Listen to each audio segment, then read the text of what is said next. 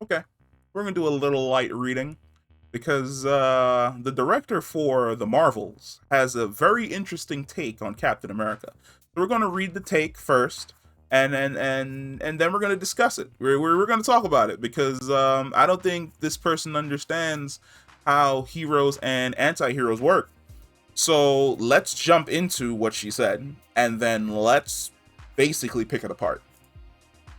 So the person in question is Nia DaCosta. Nia DaCosta is going to be the director for the Marvels movie, which is basically Captain Marvel 2 featuring Brie Larson.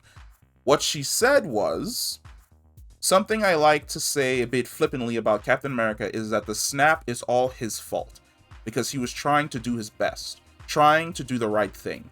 There is a world in which he's a villain because at the end of the day, he should have just sacrificed Vision. He chose one robot's life, albeit a sentient one, over literally the entire universe. There's a sort of anti hero in that if you want to look at it through that lens. But wait, there's more. People will say that I'm crazy. You're absolutely fucking right for thinking that way, but there's something connected to the journey of the anti-hero and the hero. The hero's pain is something that spurs them to martyr themselves, and an anti-hero's pain is a thing that kind of starts their journey as opposed to ending it. That last bit is a little bit interesting. Like, I feel as though I definitely vibe with this part about the hero's pain is something that spurs them to martyr themselves, and an anti-hero's pain is that kind of thing that starts their journey as opposed to ending it. I definitely vibe with that. However, everything up here I absolutely do not vibe with because you do not understand Captain America at all to put him in the role of an anti-hero. So let's talk about Captain America because Captain America is the definition of a lawfully good character. He is the default carbon copy. If you need to create a new Marvel character, Captain America is the default that you look at to see whether or not your character is going to be good, if it's going to be an anti-hero, or if it's going to be a villain. And the reason for that is Captain America's moral compass does not change. It may waver depending on the story that he's being written in, but the man as he is does not change. He literally stands for good. Which is an oversimplification, but it's the honest truth. When you look at Captain America, he's constantly sacrificed. It's why I said that I definitely vibe with the hero's pain is something that spurs them to martyr themselves, because you're absolutely correct. If you look back at, in that aspect, she's correct. Because if you look back at Captain America, the First Avenger, Winter Soldier, and Winter Soldier, in First Avenger, his pain at losing Bucky, but also just the trauma, I would say the trauma and the stress of being at war, made him martyr himself in order to end a war when he crashed Red Skull's ship.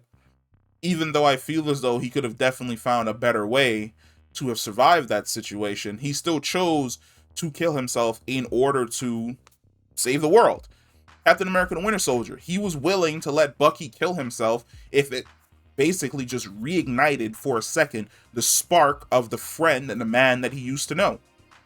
Now, when you look at something along the lines of Infinity War and saying that he's an anti-hero because he essentially didn't want to sacrifice Vision in order to save the world, you're right, he wouldn't, because he's a hero and he has morals, and his that would have went against his morals. Sacrificing one person to hopefully save the entire universe isn't his way, because at the end of the day he was proven right. If they had killed Vision, Thanos would have just showed up, reversed time, brought Vision back, took the stone, bounced.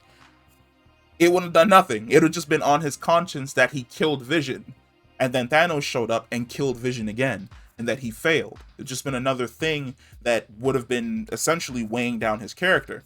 Now, her take on anti-heroes in general and him being an anti-hero is absolutely wrong. Because an anti-hero, in my opinion, would be somebody along the lines of Doctor Doom. Where Doctor Doom, if he was in that situation, he would have found a way, yes, to kill Vision. He would have done it without question. Doctor Doom would have instantaneously killed Vision. But The way in which an anti-hero works is that Doom would have killed Vision, but he would have instantly taken the Mind Stone for himself. And he would have used the Mind Stone in an attempt to defeat Thanos when he showed up to come and claim it.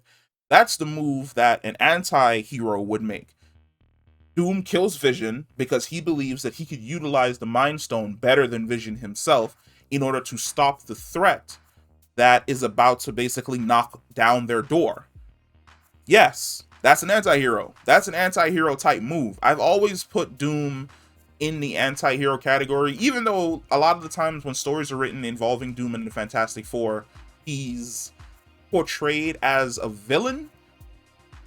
When you actually get behind the inner workings of Doom and you understand the character, you realize that for the most part, like she says, an anti-hero's pain is a thing that kind of starts their journey. Doom's entire life is essentially pain. Pain is what started his journey. Losing his mother set him down the path to become the Doctor Doom that we essentially knew. Having the curse, sometimes it's a curse, sometimes it's a burn mark, other times it's psychosis. Dealing with his face and it being constantly in pain, or him thinking that it's constantly in pain, is what sometimes pushes him along and pushes his psychosis to fixate on Reed and Reed Richards. I was going to call her Susan Storm, but I don't really understand why is it that Susan Storm never took Reed's last name. But whatever. It causes him to fixate on basically Reed Richards, who he believes is living essentially the life that he would have if these things weren't taken away from him. So I definitely agree with the second part of her statement about the hero's pain being what allows them to martyr themselves, and the anti-hero's pain being the thing that starts their journey. But the initial take on Captain America in general, about Captain America being an anti-hero because, you know, he didn't want to sacrifice Vision, absolutely wrong. It's a horrible take. It's a bad take, because Captain America is the definition of a hero. He doesn't compromise his morals. He would never sacrifice one person in order to save the entire universe. And I wouldn't really say I'm worried, but you definitely gotta, like, I'm kind of looking at the Marvels a little bit side-eyed now, because, you know, I don't know, man. I wasn't a fan of the first Captain America movie. I thought Monica Rambeau was dope as hell in WandaVision, but at the exact same time, if this is the take that you have in regards to how you think heroes and anti-heroes work, I'm definitely freaking worried about whether or not the Marvels is gonna be good. Well, I really hope it's good. But yeah, like that's basically the video. Like I saw this and it pulled me out of what I was doing, and I felt as though like I had to talk about it to see if people vibe the same way. Peace.